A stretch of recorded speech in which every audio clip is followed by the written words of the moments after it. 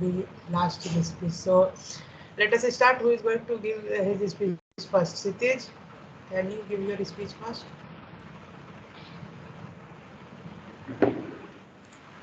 Hello. Am I I think we audible? should. I think we should start number wise. Roll number wise, but I don't know na roll numbers of every people. If you know, then you So decide who the will be order. the first? Who will be the first? Actually, I'm unable to see the rest of the three people who are not seeing their face, so I don't know who they are. I think one Rahul, is Subham, Shubham, Anup. yeah, Then Shubham, then first Shubham, and then it's Kaushal, then it's me, then Anoop, and then likewise it will go on. Okay, then okay. Subham. Hmm. Subham. Shubham, are you there? Subham, am I audible to you? Hello guys, am I audible or not? Yeah, Yes, Yes, yeah, it is. yes. You are audible. very much audible. Okay. These are the few sentences which are so frequent in any video call. Am I Yes. audible? Am I Am I not audible? audible? And in group, one of the Anup is most there. like Anu, Anup. Anu, you are also there. Bro, yeah. Okay, so I'm Good. Oh my God. Yeah, bro. Yeah. hi. Hello, Anoop. Yeah, bro. Anup, hi. Okay, What about so your fever and hmm okay? yes, I Anoop. am nice today. That's why I have joined. Okay, Okay, okay, that's Yeah. good. yeah, that's Okay. good. Okay. You need to I feel think nice. Kaushal, I Yeah. think Kaushal, you should start because Shubham is not there. Then now I think it's your turn. Okay, so let me start. So today I will be talking about a topic which is another psychological effect. In the last session I talked about Dunning-Kruger effect, so I thought why not talk about another psychological phenomenon today as well. So today I am going to talk about. Am I audible? Am I right? Yeah, Gautam. Okay. So today I will be talking about the spotlight effect. So from the name itself, the effect is pretty obvious that people suffering from this effect or people who encounter this effect, they think that they are a spotlight of a gathering. Okay, they are under a spotlight of a gathering. So this effect was coined and pioneered by four individuals: Thomas Gilovich, Kenneth Savitsky, Victoria Medvedev, and Thomas Kruger. Okay, according to this phenomenon, people tend to believe that they are being noticed more than they really are. In other words, this effect tells that people tend to believe that although one is the center of one's own world, one is not the center of everyone else's. Researcher performed an experiment.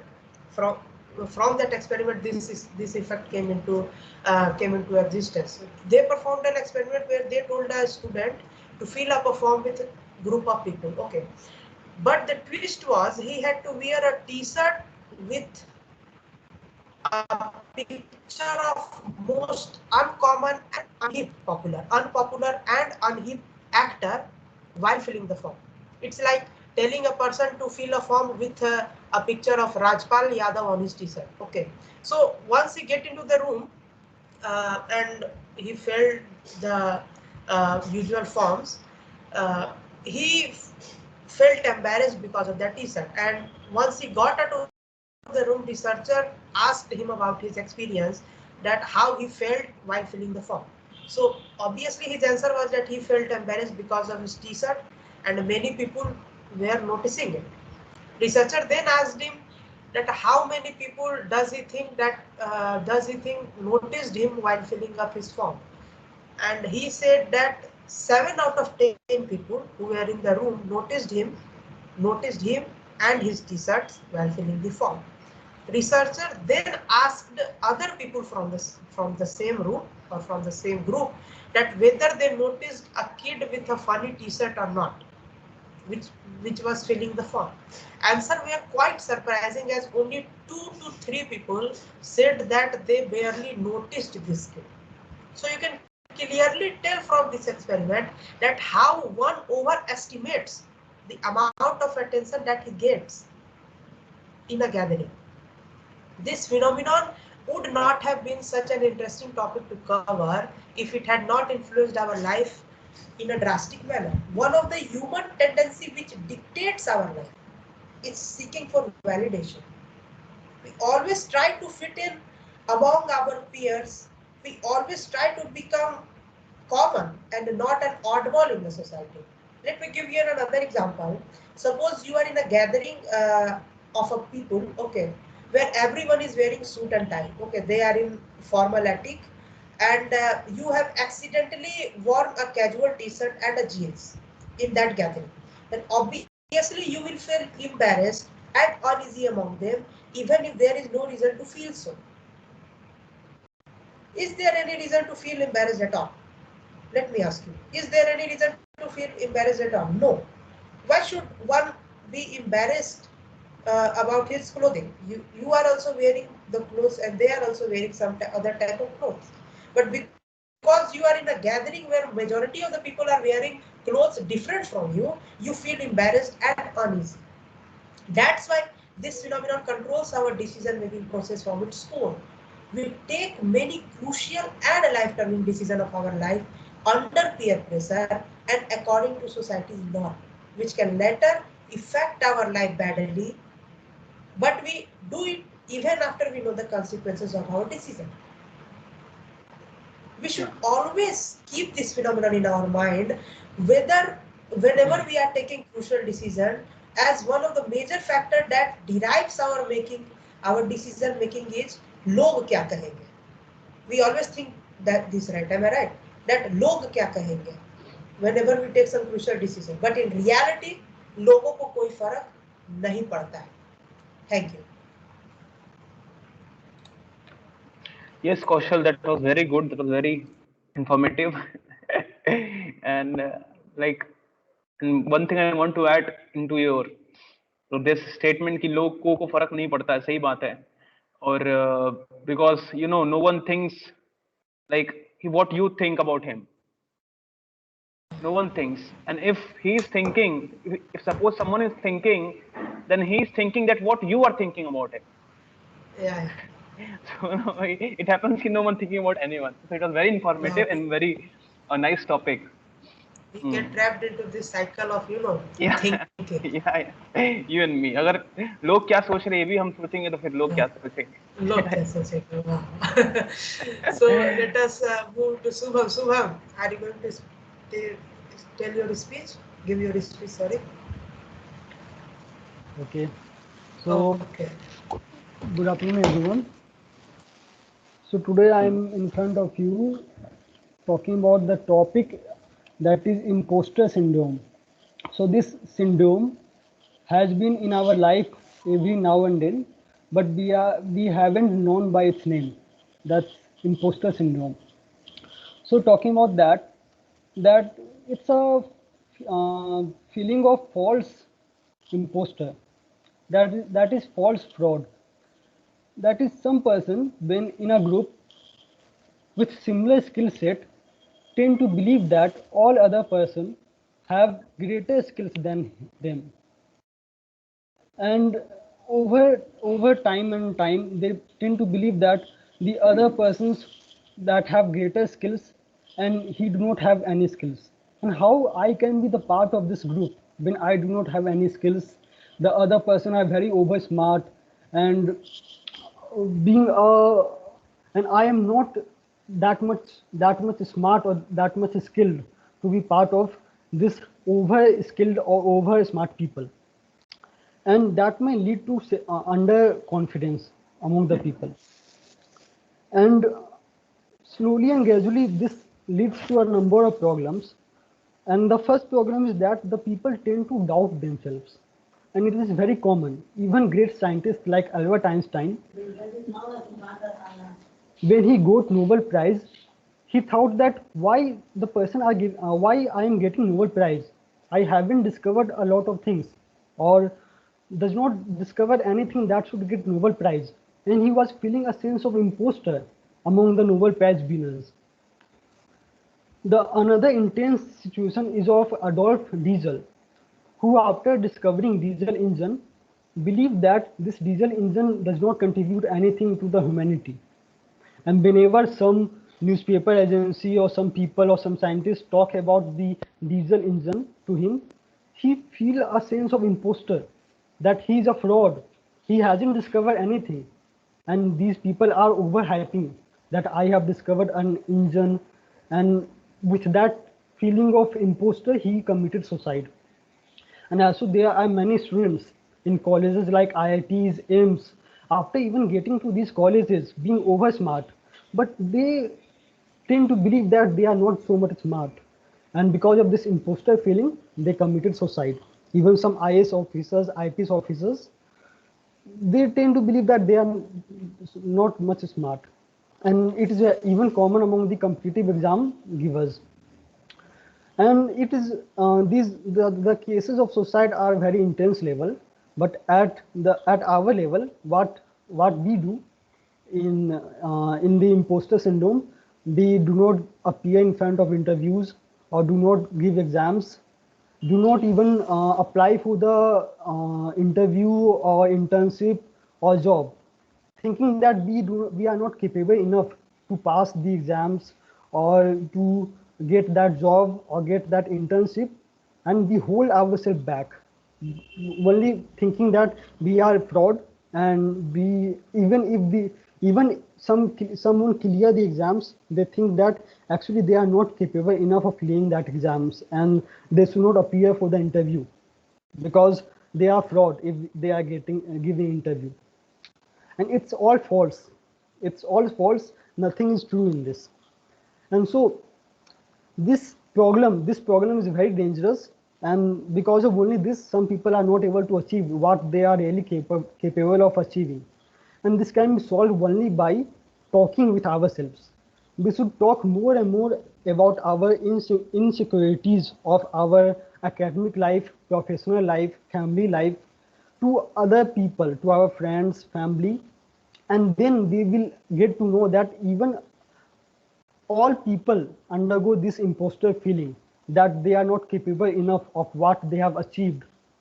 And this is only a mindset and we have to overcome that. So I am starting by myself, that I haven't applied for any internship in this year, thinking that I might not be able to get internship. So this is wrong. I should at least have applied for internships. So we should talk about more of our what we are feared, and actually we all are capable enough of achieving anything, and only we have to do not have to hold back us. We do not have to hold us, but we have to present ourselves in front of people. Thank you. Thanks a lot, Subham. That was really amazing, and we can relate to it very well. It means like he wants to say that we should not underestimate ourselves. In a nutshell, if you want to Yeah, say. we should not underestimate ourselves.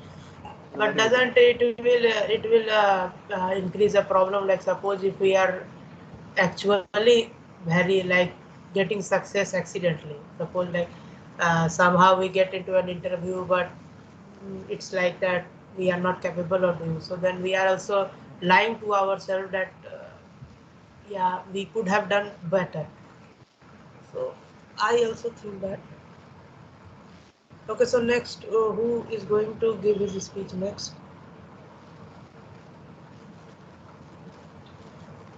Next, I think it is me.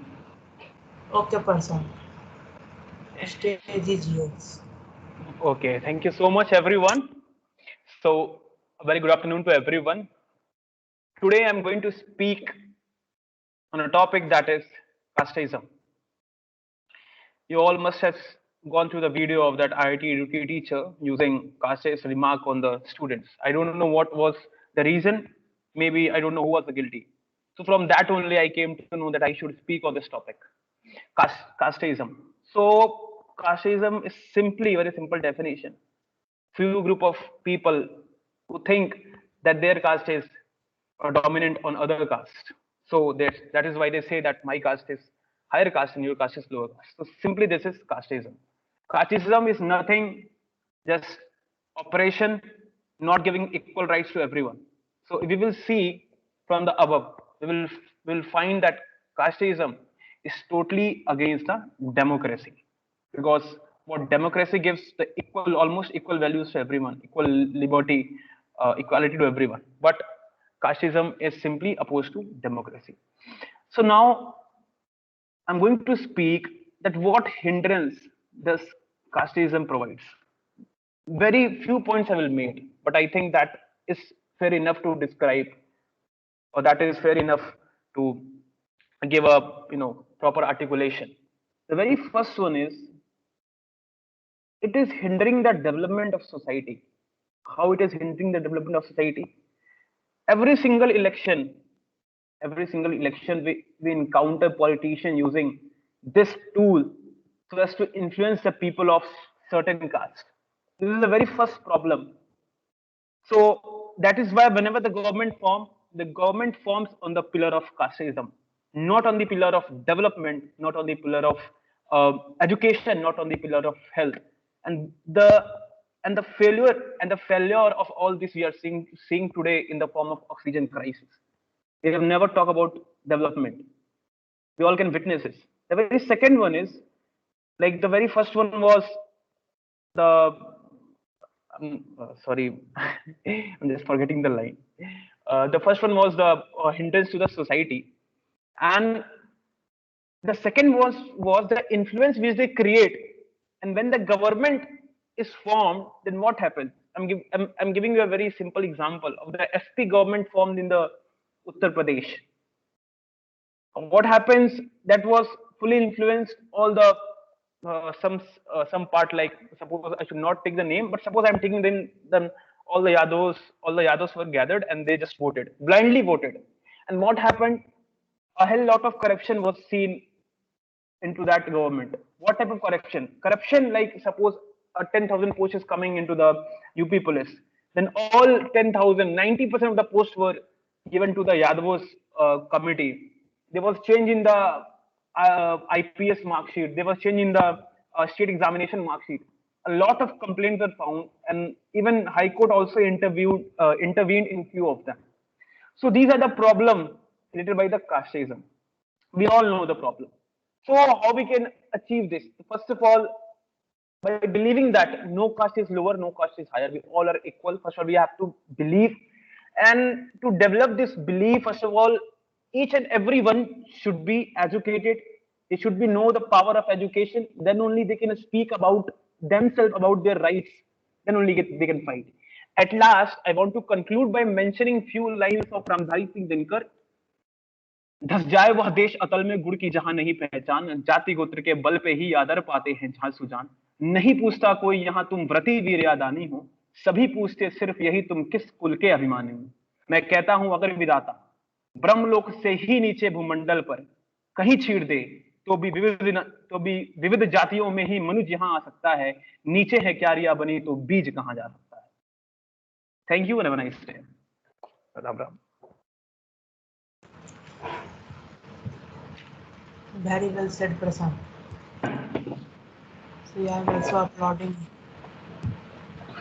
Thank you. So now it's Kshitij, your turn, I think. Yeah. Okay. Good afternoon, everyone. Today's my topic is local reservation in India. As in earlier session, I have a little bit discussed about it. What is local reservation? Then in today's session, I will thoroughly discuss on it. See, in year 2019, Andhra government imposed a bill. The bill named is the Andhra Pradesh Employment of Local Candidates in the Industries and Factories Act 2019. What does this bill says? 75% quota for local in industries or factories, whether this is public or private, it doesn't matter. Here, industries is defined as the industries or factories which comes under both public and private in this bill. And the second main thing is This law also provides training to eligible local candidates when qualified people are not available. See, when this happened, I don't know why Andhra government has imposed this bill because most of Andhra people are doing job in Karnataka and Maharashtra and other in Telangana. Most of Andhra people. If the other states will also think like that, that we also give the 75% local quotas to from public and private sectors, then what will happen? They will be jobless. They will be employment less. What will be the consequences of this? I will thoroughly discuss. First one is this will set a bad nationalist precedent. What does it mean? Bad national precedent means to seeing this Andhra government are now imposing the 75% percent of local reservation to the. For example, recently Haryana government has imposed this. Other Jharkhand governments also imposed this. Haryana government still the Haryana government has imposed this bill 75% quota only in private sector, not in public sector. This is relief. Now, what does it consequence? It will be the extreme regionalism. Extreme regionalism. If Karnataka government also impose this, Maharashtra government is also impose it. Why? What the other people like Uttar Pradesh from the which I belong from the Bihar? What they will do? They have talent, so they are doing job in these states. Like in Maharashtra, like in Karnataka, because Maharashtra, Mumbai is the industrial capital of the India. So what they are doing, and apart from this, what our constitution says, our constitution says that the citizen of India can do job in any part of India. They can live at any part of India. Something it like violating the constitution of our India. Second one, more expensive and hassle for the business. How it will be more hassle and expensive will be more. See, the second thing of the bill, which says that the law also provides training to the eligible local candidates. When the eligible candidates are not there, then companies will spend the money on the to train them. So it will take the time. It will also take the for the monies in the terms of companies. Why the private companies will um, relate with the quality of the employees, quality of the workers. The big now from this, the big business will shift. The easiness of doing the business and the disinvestment will also be happen in the Andhra state. See, one quote from the Economic Times: "The onus to the trains local and adequate the employees." And the Andhra Pradesh High Court also says that 75% quota for the local may be unconstitutional. So I was thinking that if it will happen to the all states, then all states, then what other peoples will do? Because the industries, there are not a lot of industries in Bihar, not lot of industries in Uttar Pradesh, and at that mean of a period of time, what the other people will do, what the youth will do, that's my question. And I also want that the other people will also do, should other people should do healthy discussion on it, so that it will be beneficial for us. Thank you. Have a nice day.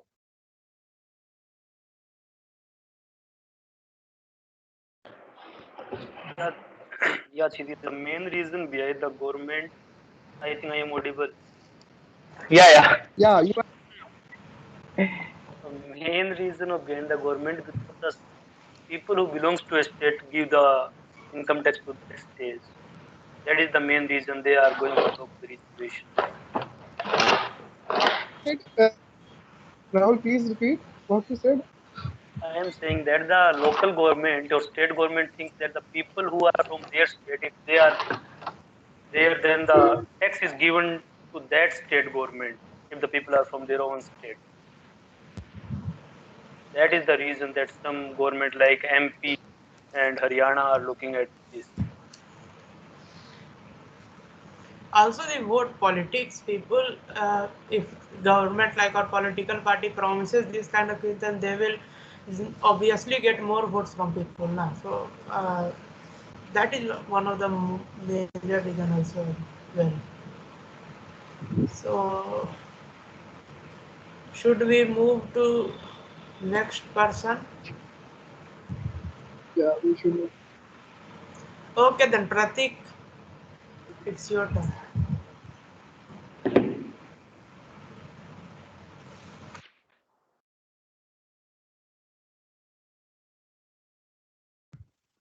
Hello. Yes. Hello. Yes, Pratik, you are audible. Okay. Hello everyone. My name is Pratik Gupta, and today I am going to deliver a very short speech on limiting screen time for kids.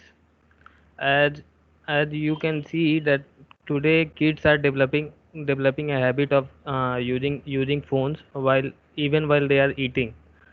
If they are not getting to watch cartoon on their phone, they start weeping uh, or crying. So this habit are developed as they are developed by their parents, as they don't have enough time to look after their children. They are busy in some other work. Even some parents are engaged in caring for their younger son or daughter. So this thing had developed a negative effect on their kids. According to a survey made by American data analyst, that children kids are using screen for seven and more than 7 hours a day. These screens include using phones, laptops, and watching television and game. Uh, but so this much screen time is not good for their health, I think. So this thing need to be stopped, or must be carefully look by their parents. So what this high screen time is doing, that these kids are developing a negative impact, as they are not able to sleep at night properly, and then this is also hamper their creativity, and they also feel distracted most often while they are studying. Uh, so what anyone can do is that parents should create an atmosphere that so kids can interact with with themselves. So so they can engage in indoor activity other than using phones or watching cartoon or anything else. So as we know that these kids are very curious to know what is happening outside, what their parents are doing. So being a parent, they have to become a role model by using less phones themselves, so that they can and spend some time with their kids. uh, that's it from my side.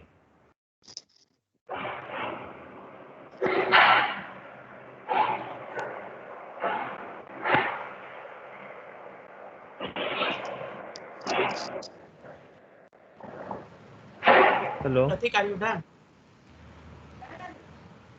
Hello. Hello.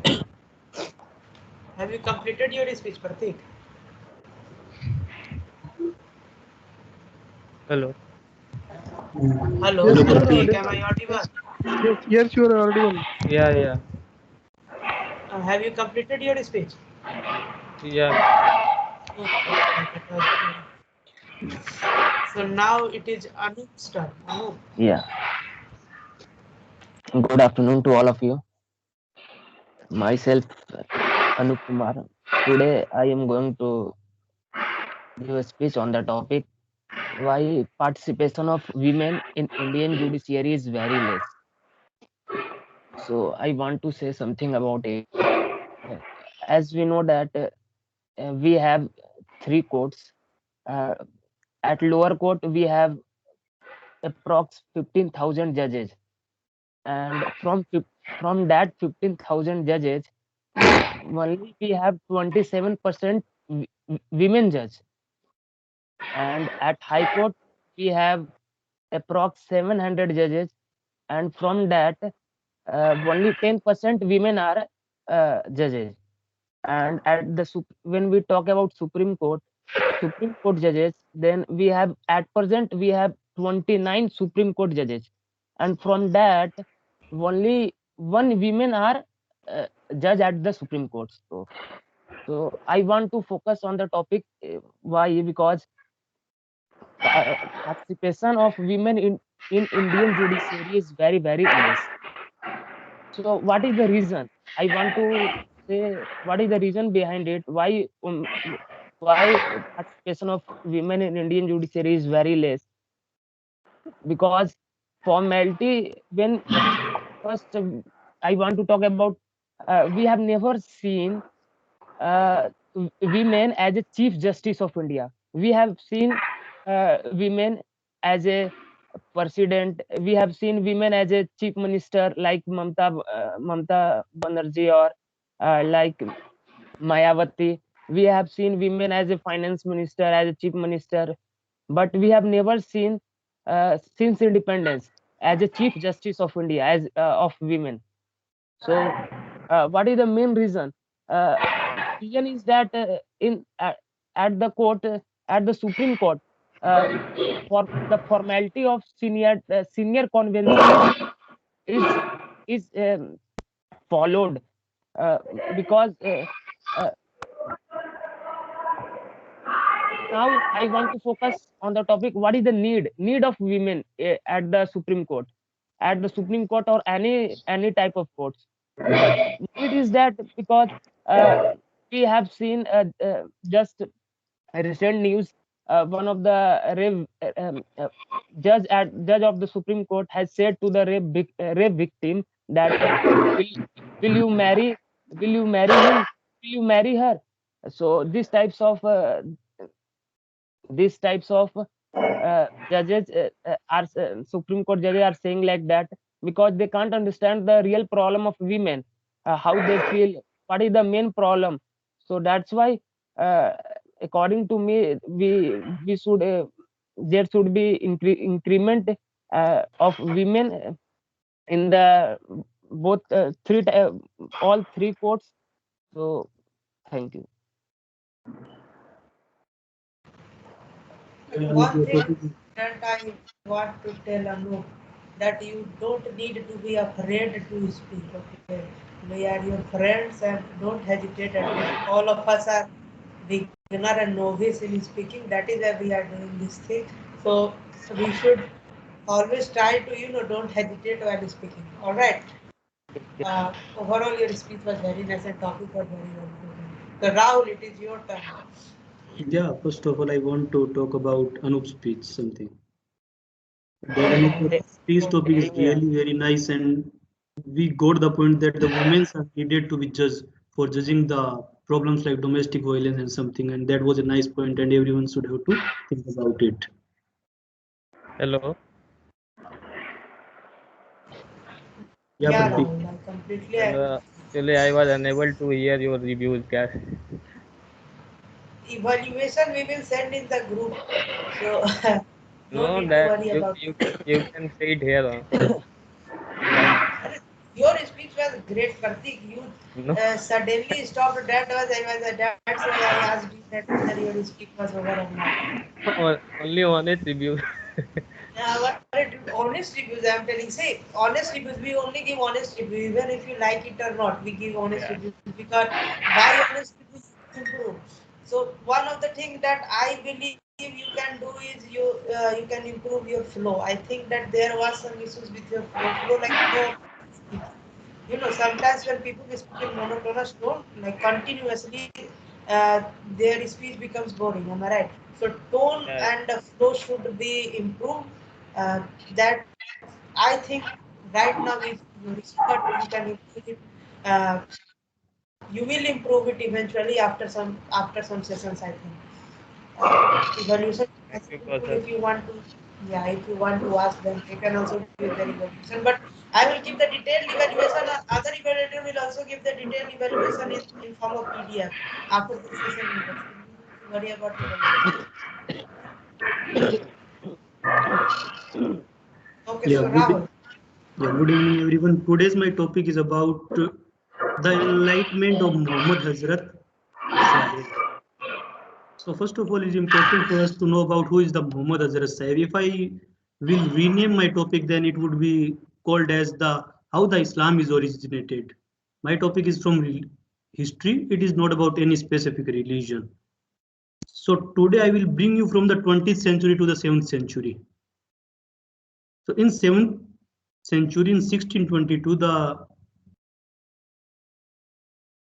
in 1610, sorry, in 1610, the Islam that we call the Muslim belongs from has been originated by the founder of the Islam religion, that is known as Muhammad Hazrat Sahib. Muhammad Hazrat Sahib is basically from Makkah, and Makkah is currently in Saudi Arabia. So according to the Saudi Arabia people, the God is known as Allah, and according to the Persian people, the God is known as Khuda. So it is very interesting for us to know about a very few specific words, that what is Khalifa and to whom we say jihadi and to whom we say kafir, because all these words everyone listen in every movie. In every Indian movie, we all are introduced to the word like who is jihadi, who is kafir. So I am here to give you information about who is called as Khalifa, who is called as jihadi, and who is known as that we call kafir. So according to the Islam, in 1622, the Muhammad Hazrat has been start his journey from Makkah to Medina, and that year is known as the Hijri Sawan, that is the Muslim calendar that we should all remember. Makkah and Medina are the holy places.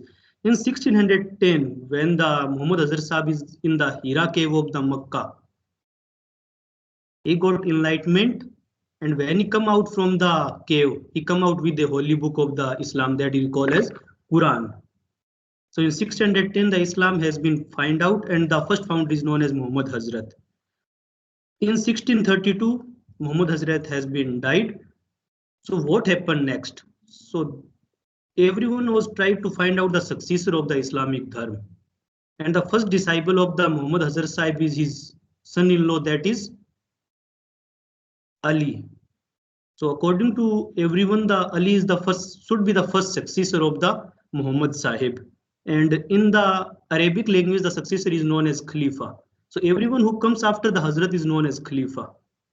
So, but to some reasons and unknown reasons, the first Khalifa is Abu Bakr, and the second Khalifa is Umar, and third Khalifa is Usman, and the fourth Khalifa is Ali, who is the son-in-law of the Islamic of the Muhammad Hazrat Sahib.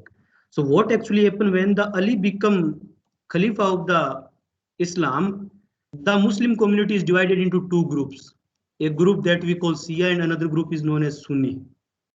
The Shia are those group who believes that the Ali is his first successor or first Khalifa. Ali is the first Khalifa. Those people, those Muslims who believes Ali as their first Khalifa are known as Shia, and the second group which believes that the Ali is their fourth successor or fourth Khalifa are known as Sunni Muslims. So what actually happens after the death of the Ali? The next or fifth Khalifa of the Muslims should be his son, that is known as Hussein. So a king of the Iraq, whose capital is Baghdad, do not want that Hussein will be the next Khalifa. So what he did, he tell the Shia that call the Hussein, that the Baghdad king want to meet him. So Shia tell the Hussein that the Baghdad king want to meet him. So Hussein go to the Baghdad, which is currently in Iraq, and he killed the Hussein. So what actually happened at that moment of time, the Sunni thinks that Shia are the reasons that why their Khalifa has been died. So there is a war started between Shia Muslim and Sunni Muslim. As we know, Sunni Muslim are 80 to 85% and 15% are the Shia Muslims. And at that moment of time, Shia became the enemy of the Sunni Muslims, and Sunni Muslims started to kill the Shia Muslims. And this movement of the Sunni Muslim to kill the Shia Muslim to save the Islam is known as jihad. Means according to them, killing the Shia is along with their religion, is not against their religion. They will go to the heaven if they kill the Shia Muslims, and the whole process is known as jihad.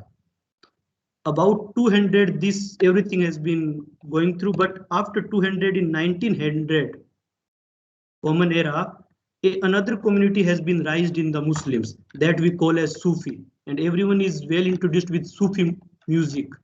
I think everyone know about the Sufi Muslim, and that community had been stood up for the Muslims so that the war between Shia Muslim and Sunni Muslim will reduce. So in every dargah, in every peer, yeah, that's the what history does. Prashant. So yeah, dargah, they have believed that all the whenever you go in dargah, you will listen the music like Qawwali and something, and that are known as Sufi, and Sufi is the religious song of the Muslims. They want to praise the God or their Allah. So according to the Muslim community or Islam community, if a person follow the 5 pillars of the Islam, then they are said to be Muslims. So 5 pillars is first is known as kalma. Everyone have been listen a line that La ilaha illallah Muhammadullah Rasulullah. Everything we have know about this line. Okay, what does it mean really? It means that God is only one.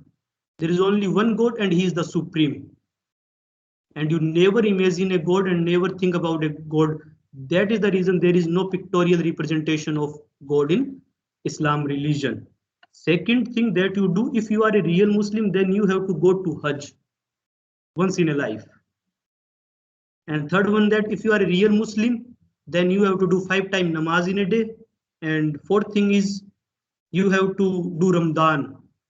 That is currently, I think, going on. And the fifth thing that you have to do to that is zakat. In zakat, you have to give the 1/40 of your total revenue or profit to the society welfare. If you do all these 5 things, then we call as real Muslim.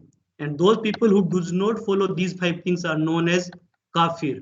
So indirectly, kafir means non-Muslims or those who cannot follow the protocol of the Muslims.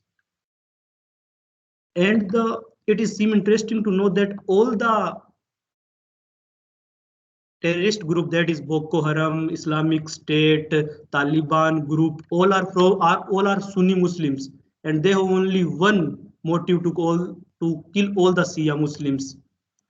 And after that, in 1712, the first Muslim that come to India is Muhammad bin Qasim, who came India for the separate of the Muslim. So this is how the Muslim has been originated and how they have been divided into 3 groups, that is Shia, Sunni and Sufi.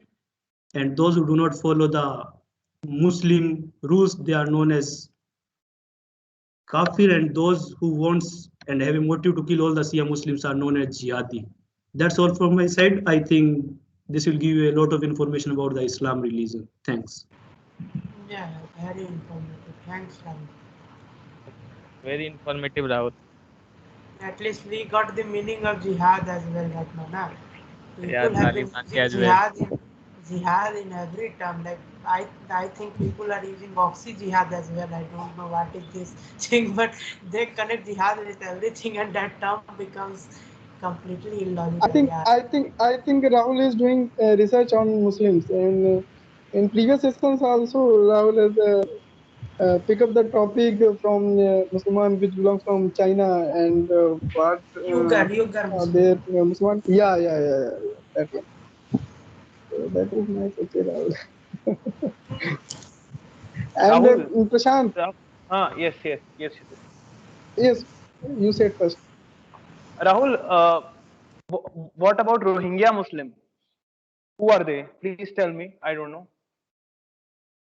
Actually, Indian Muslims are not that much, they are equally Shia and Sunni. But I will tell you about the Pakistan Muslim are Sunni, Iraq Muslim are Sunni, and the Saudi Arab Muslim are Sunni. but the Iran that is between Pakistan and Iraq, that is his capital is Tehran. You all know that the IS has been started from Iran, Baghdad towards the Iran. So in Iraq, Iran, there are Shia Muslims. So the main center of IS is Iraq, where Sunni Muslims are there, and they move towards the Iran to kill all the Shia Muslims. And that is the reason India is very protective about the IS, because Pakistan do not have so much impact from the IS, because about 70 to 80% people are Sunni Muslim in Pakistan. So they do not have so much bother from IS. But in India, they will do such kind of illegal activities to kill all the Shia In Muslims. India, what type of Muslim are there? Yeah, Sunni, everything, but I do not know about the majority one. They're like they are mix of Shia and Sunni. That is the reason we celebrate a Muslim festival that we call Muharram. Muharram is generally celebrated by the Shia Muslims because they believe that due to them, Hussein is being killed by the Baghdad king. To regret this and to regret the death of their fifth Khalifa, they actually celebrate their festival Muharram. And in India, we also celebrate Eid Miladul Nabi, that is the birth of the Muhammad Sahib. So I think India is a religious country. We believe in all Shia and Sunni. There is no majority group in India. So, like, how many days this Ramadan happens? It is like 1 month process, right? Can you 30 days. repeat? Hello, Your voice is too low. or too low? Like, how many days this Ramadan happens? Like, is it a 1 month procession or like 2 month procession? Which process are you talking about? Procession like Ramadan. Ramzan. yeah, Ramadan. Oh, I'm not so much, do not have so much information because I am Hindu. That is the why. I I believe it think is it's like about one 30 days one. that you can't even drink water. This is somehow you do not get your saliva back into your mouth. That is actually what Ramadan is. Quite interesting religion. Right. This is what the reason in their five pillars. All we are introduced with the seven system of the Asok and different abhileks that we called everyone written different abhileks. So these are all the things that everyone wants and everything followed. So according to the Muslims, there are five pillars. So Ramadan is one part of that pillar. So that's why they need to follow and do the Ramadan once in their life so that they can prove they are the real Muslims and they follow the Islam.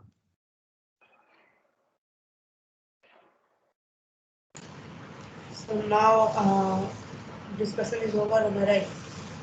So we should move on to our group discussion session, whose topic was each privatization a necessity. Am I right? So we will be starting our group discussion in 1 minute if you people are ready. So you gather your resources or whatever things if you have written or written, and after 1 minute we will start our group discussion session. Is it okay? Okay.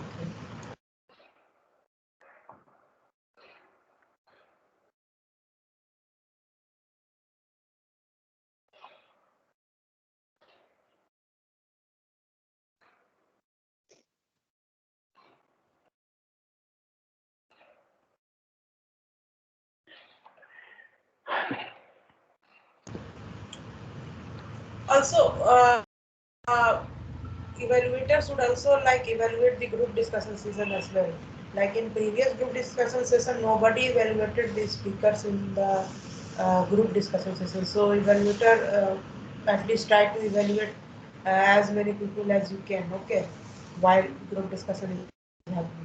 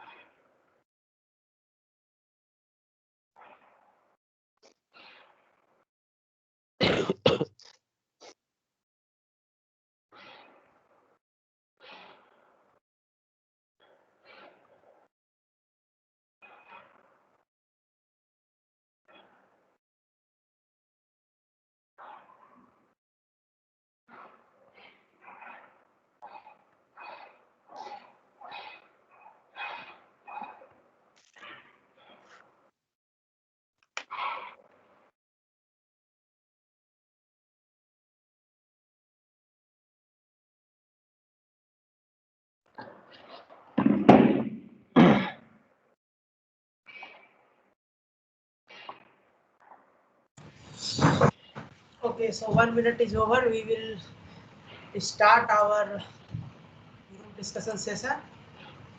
So let me take the lead.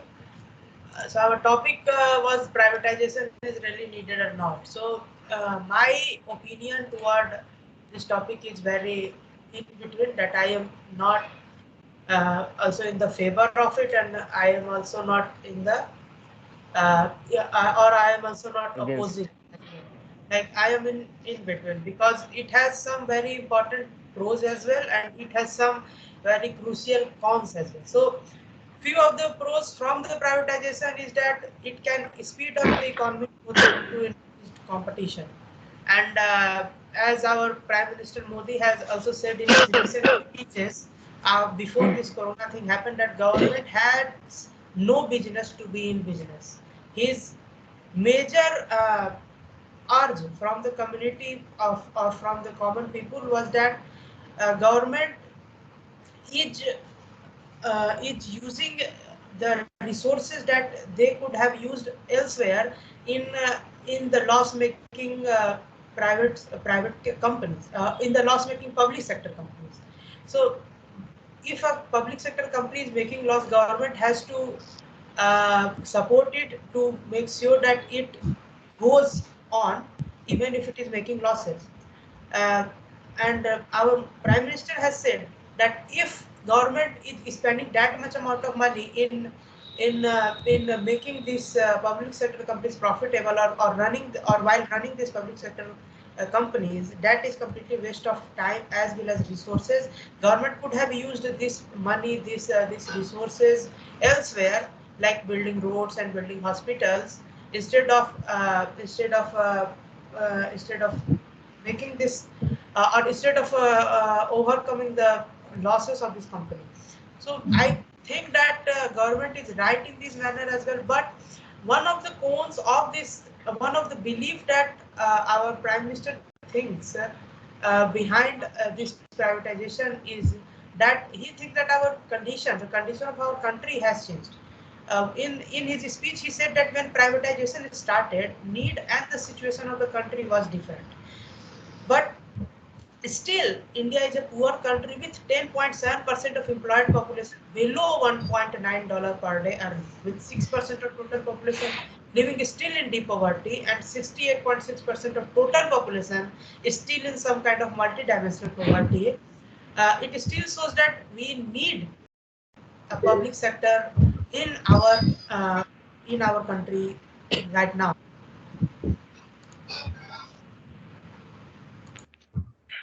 Yeah, yeah, Kausal, I will continue with you. Is that what the PM Modi has said about the privatization? PM Modi says that privatization is the need of the hour of the country economy. As the world economy tend to become one global village that everyone have to compete on a single scale or a single surface, privatization as a policy norm seems to be override political compulsion as an interest for achieving competition efficiency and resource optimization. Yeah, it is true, because not only the India, there are so many countries who have done the privatization, and some has been succeed and some have made some blunder mistakes in their privatization. And the question arises here, the impact of privatization is here because suddenly this topic has been raised in India. Because from 1920, from the Rajiv Gandhi government, still privatization has been started. But what has the Modi government has done, and the adverse effect or the effect on the Indian economy, that has been suddenly come into the mind of everyone and become a hot topic in India.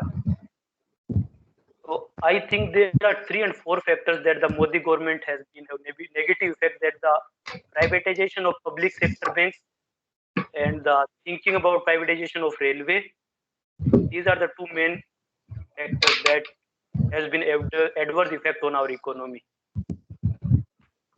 Yes, I am right with Rahul.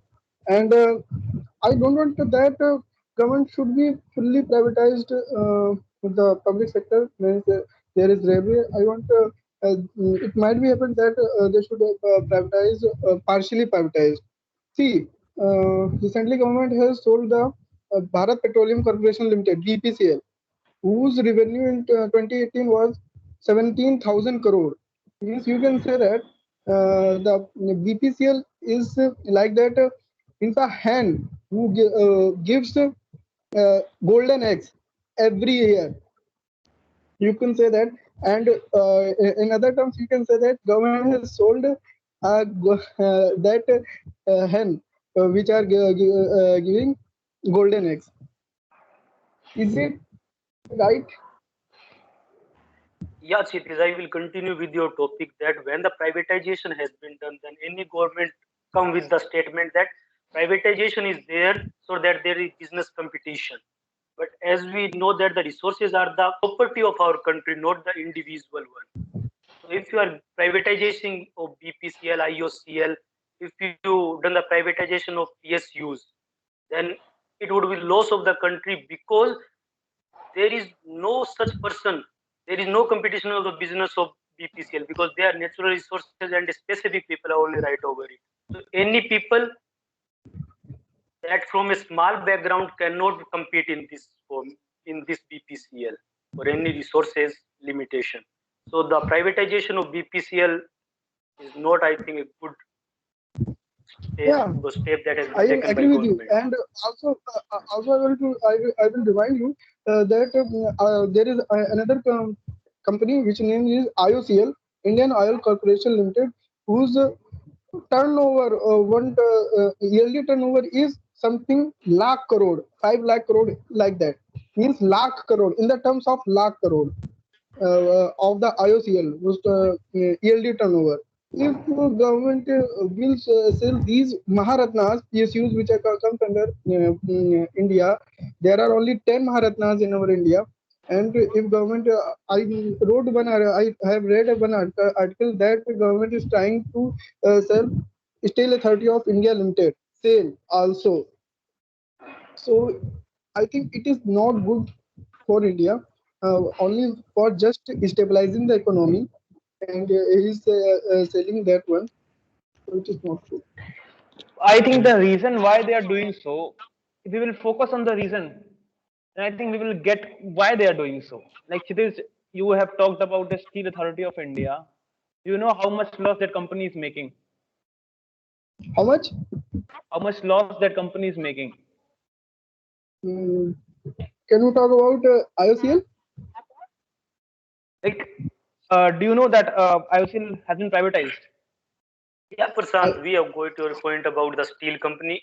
That is No, right. If a company is making loss, then you should just go with about that. please, please first of all listen to me. First of all, let me complete first what I want to say. Actually, mention about IOCL. I don't know about that company's revenue or losses or profit, but there are basically two things. The very first one is the strategic disinvestment, and the second one is simply disinvestment. Okay.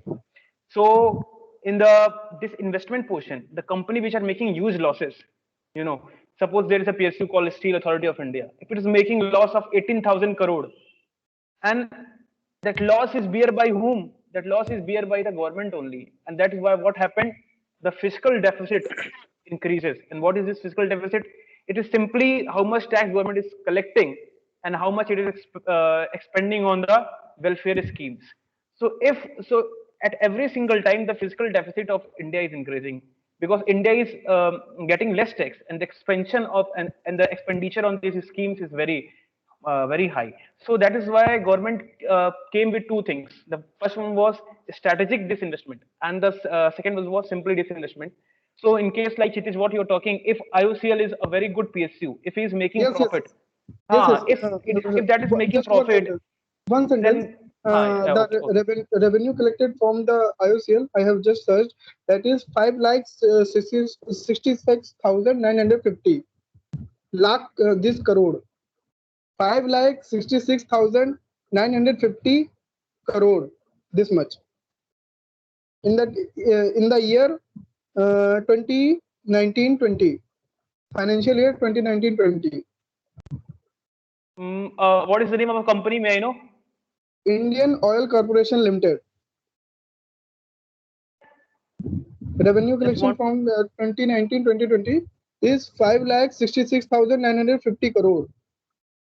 Yeah, I have also studied about BPCL and IOCL. Both are the profit business, No, and that is no, the no, question no. that arises. Like that is what you have missed. Revenue is not profit.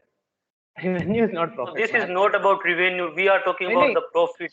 Yeah. That I also Exactly. stated Just over let me here. tell you, IOCL is also in loss. I know that he has the revenue of 5 lakh crore. But if suppose he's getting 5 lakh crore and spending 6 lakh crore, then what is the meaning of that revenue? Okay, so ICL is also in loss. What government is thinking? Simply the company which are making huge losses, government has to fill that 18,000 crore loss. So what that is doing, that is increasing the fiscal deficit. So what government came up with, strategic disinvestment. So if any PSU is, if any PSU is making loss, then sell it to what? Some private companies. If any PSU is doing good, then it is not going to sell that completely. It is going to keep some part of that, like just a little part of that. But any company which is making huge Yeah. loss, in that case, government is to sell it completely.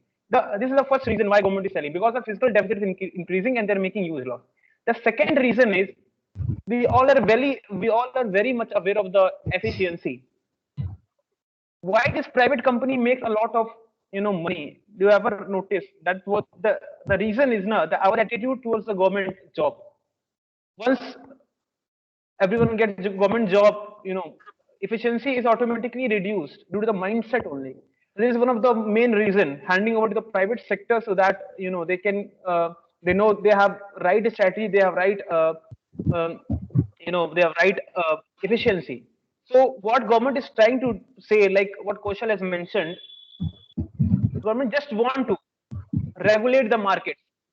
He wants to collect taxes and just want to serve the people, and just want to hold on to 2 to 3 basic sector like the defense sector. They are not compromising on that. They are just going to keep that into their own, or they will take the majority stake in that companies. This is the plan. This is the reason why they are doing. Yeah, Prashant, this is the why we in India, Air India is in so much loss. So the privatization Loss. of Air India is a good decision, and privatization of many airports are also good decision. And we have also seen that the airport of Delhi and airport of Mumbai are already privatized, and they are working well. But the another question that comes up against the people is that if any government body is making profit, then the profit of government goes into the welfare of the people. Or if any private body is making profit, then it is going into the bank account of an individual one. This is what the peer people has. And if any private body comes into the impact, then what their motive are to make the profit. How? That doesn't mean from it. If there are 60 employees, so what they do? They will come with only 50 employees and the 10 become unemployed because their objective was only to make profit, not think about that 10 people. And about this, you have also discussed about that if some public sector unit is making profit, then what should you do? You should just share the some stakes of that unit to some people. So a statement from our former governor, that is Raghuram. Rajan. Okay, Raghuramji Rajan. He said that by selling some stake of any organization does not lead you to a very high profit. So it is unusual to sell some stake. Besides of selling that stakes, you should work on how to improve the organization. It is better because everything would be in your hand and revenue would be in your hand. Then it would be better than privatization of that thing. Yeah, one of the key factor that government is telling again and again is that they want to make this public sector units more effective, and they want to modernize it in a sense. Okay, because they think that privatizing it will make this company a little bit more competitive, little bit more optimizing, and it will in turn make the company more profitable. But one thing that the government is not doing is that they are also taking their responsibility. They are also not taking their responsibility. That's what I'm trying to say. If they are saying that suppose they are privatizing a public sector unit only if they want to modernize it, it means the government is running from its responsibility of making making that public sector effective, or modernizing that public sector on its own. So if government is running away from its responsibility of making that or modernizing that public sector, and selling it only to make it more effective, then I think it is a really wrong call from government side as well. Hello. But you know, Yeah, Kausal, but Yeah, Uh, yeah. yeah, I I agree am with. totally agree. But I want to say that when we talk about a youth point of view, uh, in in public sector job is secure, but in private sector job is not secure. And in public sector, like personal allowance, home allowance, home rent allowance, different types of allowance is given to the employee. But in private sector these types of facility is not available. And third one is, in public sectors you can, there is you know uh, uh, they will restrict your job. They can restrict you at any times if you will not work properly. In private sector they can restrict you, but in public sectors your job is secure. But I want to also make a point, why the merits of privatization. uh, I think according to me there is a need of a partial privatization. I think 30% private sector and 70% government sector, because when this will happen then I think everything will be good. And because I want to also point out from example, when we talk about government job, like government teachers, many teachers don't even go to the school uh, uh, to teach the students. Why? Because their job is secure, and they are getting money. But bu- but I think private sector, I think. yeah, We I got think your that the points, and now job opportunities in the public sector is very good, but at the same time, thinking of India as a whole, so allocating of resources like IAS, IPS officers in these public sector undertaking like IOCL, BPCL, BSNL, and other public sector undertaking, the resources of our India, these officers and other resources, other nature resources are being allocated to these profit-making organizations. These resources can be easily monitored towards healthcare or education or other welfare activities of our country. So this is why government is focusing much more on, is not focusing much more attention on these public sector undertaking, and wants to divert these resources towards welfare of people. For example, hospitals or educations and healthcare. And at the same time, the issue is that the private sector companies have more potential for innovation. As Kausal has said, that there has more potential of innovation, and here are a number of examples of startups in recent years, in about 10 years, like Flipkart, Amazon, and other e-commerce startups, and even countries in USA where defense and space industries also have great private contribution. So they have innovated a lot. For example, Elon Musk and other, they have innovated a lot, and these innovations are not possible in public sector. Even the invention of the the invention of the COVID vaccine, where there were no role of government, neither in capital nor in research nor in any resource. But the private company has actually produced the vaccine, and has actually successfully, in less than 1 year, has actually, without any external help, has actually produced the vaccine. So this was not possible with public sector, and thus, because of this innovation, this would more focus on the privatization of our public sector undertaking, because as they may be making profit, but there may be potential of making thrice or four times more profit than they are making today, and that can be only possible when we divert these resources to private companies. But Shubham, I want to ask a question that do you really think that like what is the guarantee that if government get these resources, they will divert it for the people's welfare?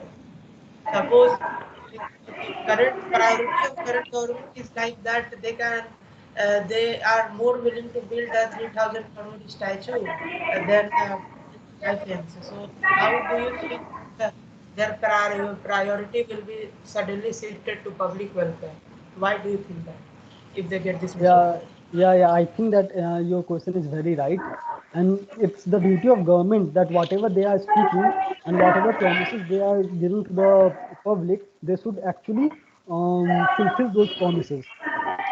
If they are saying that they are facing problems in allocating resources to the healthcare and education, and they want to divert those resources from the public sector and undertaking. So if they are speaking truth, it's all about the truth. If they are speaking truth, then they should. It's all upon the politicians that what they can fulfill. We can't do a lot about this. I am moving a little bit aside of because we have discussed so much about the public sector units. So the another topic in the privatization is the privatization of railways. So on the privatization of railways, everyone's views are very important. What would you think about that? What, how is the decision of the government about the privatization of railways? Is it good or bad? How the government should implement it? That we also need to discuss in privatization.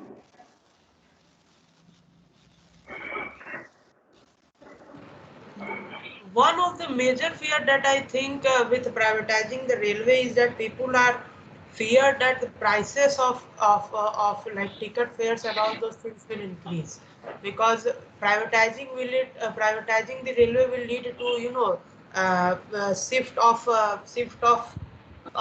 welfare to profit making. Am I right?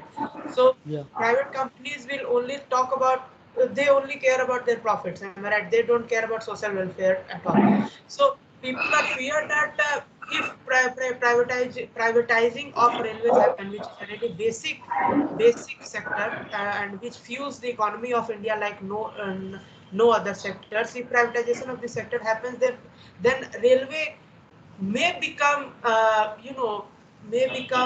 unreachable for common people. Railway may become out of reach for common people. Just like common people cannot take aeroplanes and go from one place to another. It is still expensive way to move from one place to another. So people are fearing that if privatization of railways happen, then railway will also become a kind of airline as well because of their rising prices. And we have seen uh, even if we don't do privatization of railways, we have seen it from the current or from the recent trend that government is increasing ticket fares as well to make sure that railway remains in profit because they are the highest employer of I think employer in our country. That is also one reason. I think the problem in the someone's mic is making noise too much.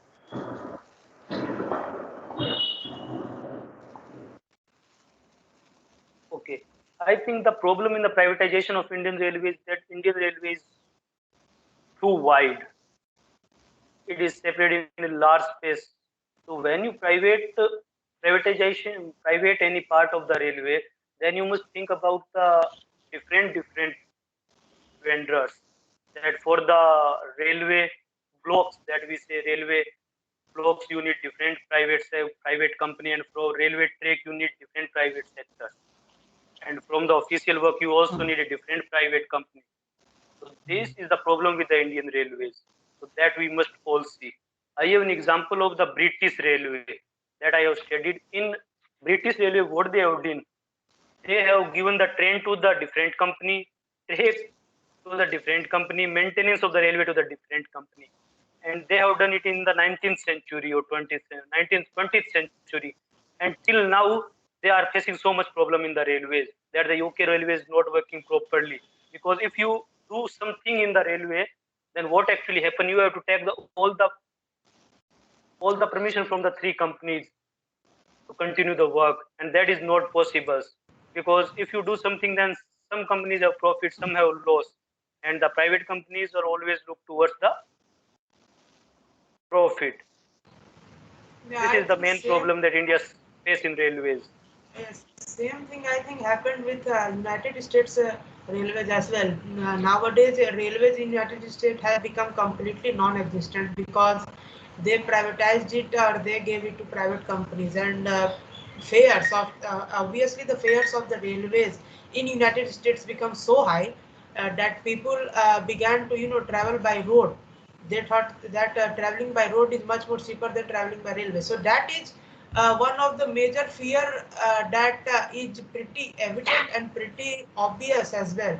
And railways in India are like lifeline. Railway is India's lifeline. So if such thing happens in India, then the consequences will be really devastating. Prasad, what is your opinion about this?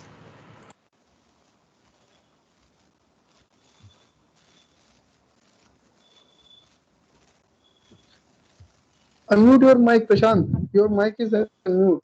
Sorry, mute. Sorry, yaar, I was speaking from last 15 seconds. So whatever point you have mentioned, that was very good, and that was that has given me different perspective of that thing. So what I want to point out, like when came, when Jio came, the prices reduced suddenly. We are getting everything at very low cost, and that was possible when a private sector entered into a completely different style.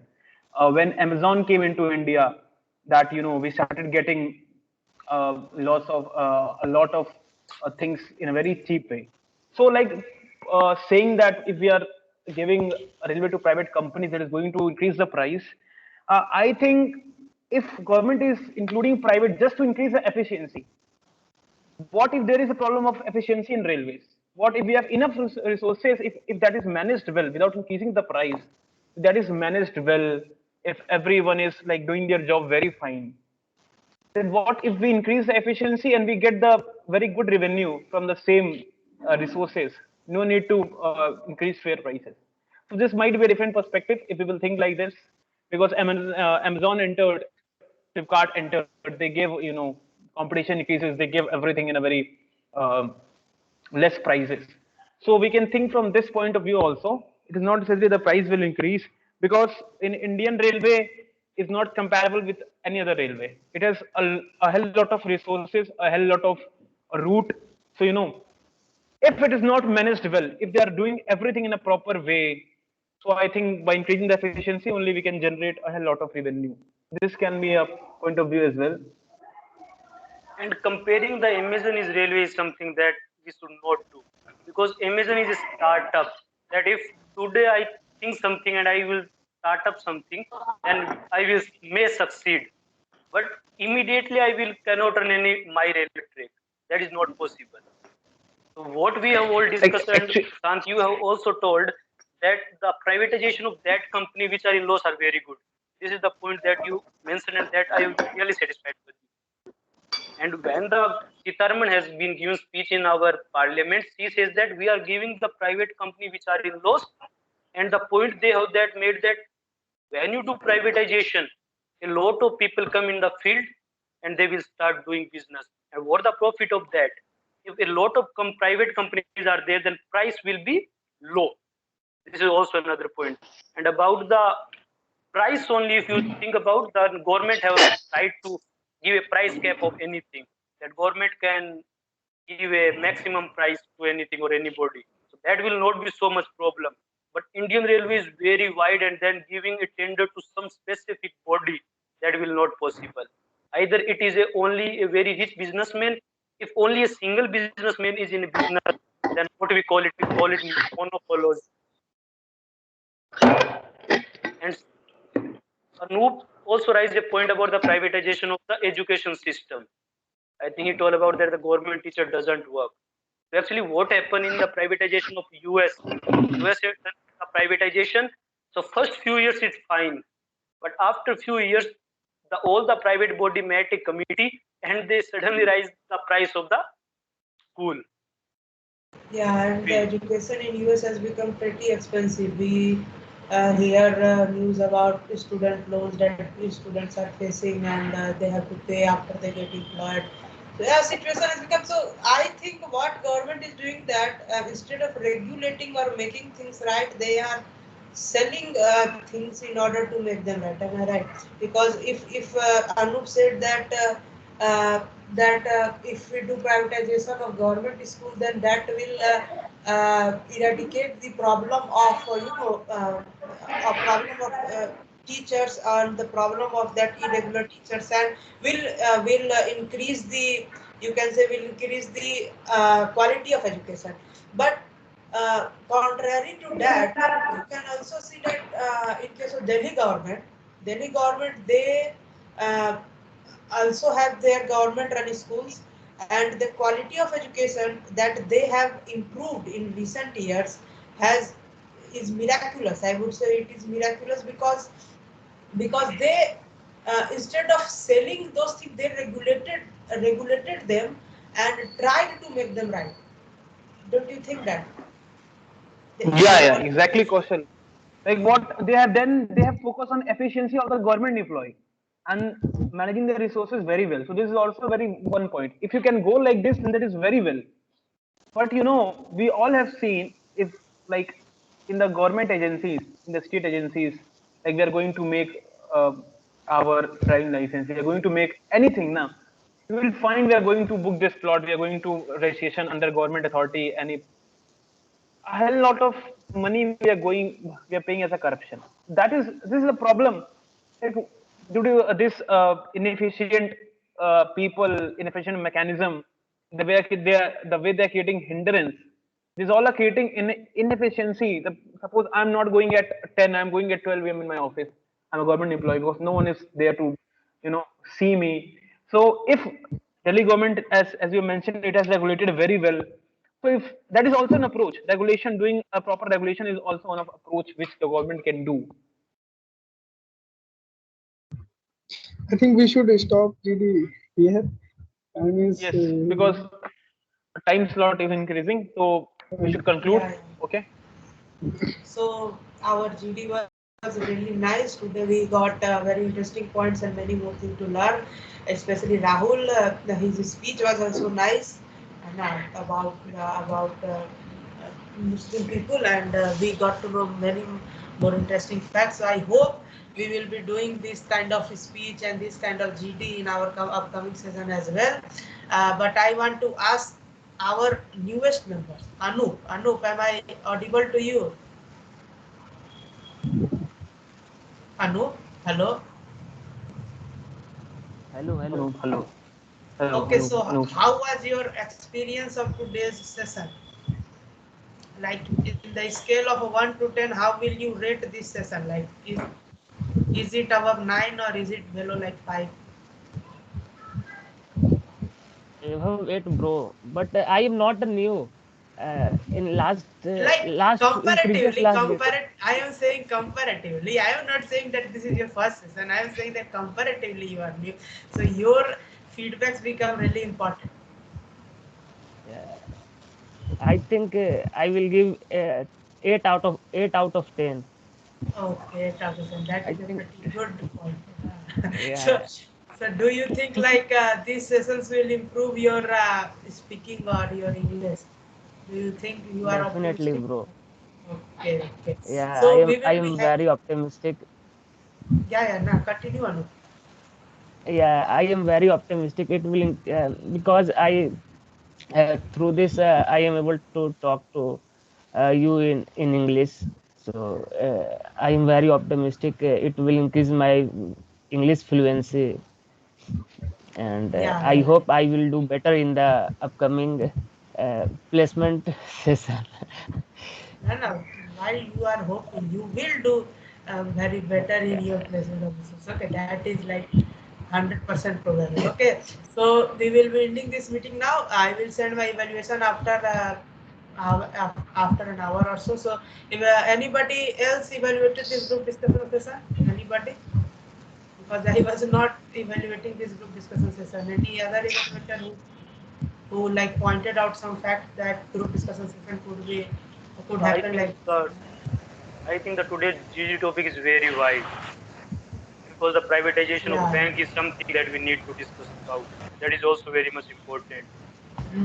Specific, only a single pointed topic would be there so that we all be around at some point, not go hither and thither during the GD discussion. Okay, so in next GD session now we should select some interesting topic. Okay, interesting topic like this privatization and all these things are becoming really in a current affair related topics, and things are becoming, yeah, I know, like we are doing it well, but we should select some interesting topic. Okay, so if you have any suggestions, then you can give it in the group. And who is the organizer of today's meet? Who was the organizer of today's meet? Subham, you were the organizer, na? No, Pratik. Pratik was Pratik was the organizer. So okay, Pratik will send in the roles and all the things in the group for the upcoming session. Okay, so that's how we are concluding this session today. So thank you everybody. We will meet in our next session. Thank you. Thank you, bro. Thank you. Thank you, everyone. Okay, everyone. Bye bye. Bye bye, Prasad. Bye.